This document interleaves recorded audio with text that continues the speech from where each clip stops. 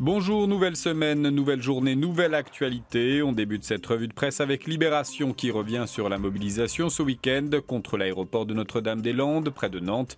Projet vivement contesté et cher au Premier ministre. Libération rend aussi hommage à Patrick Edlinger, décédé ce week-end à seulement 52 ans. Le gracieux grimpeur à main nue avait, dit-on, révolutionné l'escalade en rendant populaire un sport qui était alors extrêmement confidentiel.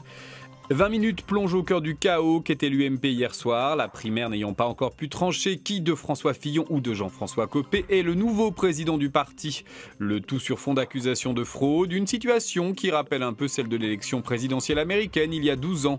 Prions pour que les militants en quête de chef n'aient pas à se tourner vers une instance comme la Cour suprême. Et puis toujours dans 20 minutes, une autre déconvenue à une autre élection présidentielle, celle de M. Bourriquot, c'est un âne qui souhaitait se présenter à l'élection à la présidence de l'Équateur. Mais malgré sa cravate, on ne lui a pas permis, rien à voir avec la primaire de l'UMP, sur laquelle se penche aussi Le Monde en précisant que le sort du scrutin disputé avec acharnement ne sera sans doute pas la fin des divisions. Monsieur Copé et Monsieur Fillon ont en commun le projet de se présenter à la présidentielle de 2017. Ils pourraient se retrouver face à face lors de la primaire ouverte en 2016.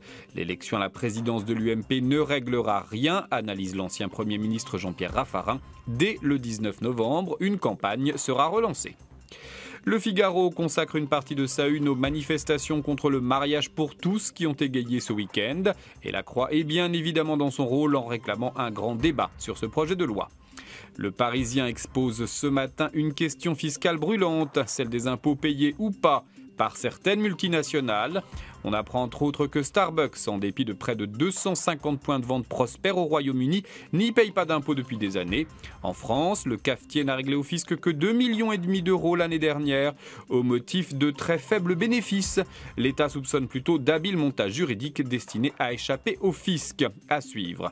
Enfin, l'image du jour, ce sont ces deux très jeunes enfants qui se tiennent par la main dans les ruines de Rafah, au sud de la bande de Gaza, bombardés par la marine et l'aviation israélienne en représailles à des tirs de roquettes du Hamas. Voilà, c'est tout pour aujourd'hui. Bonne journée, à demain.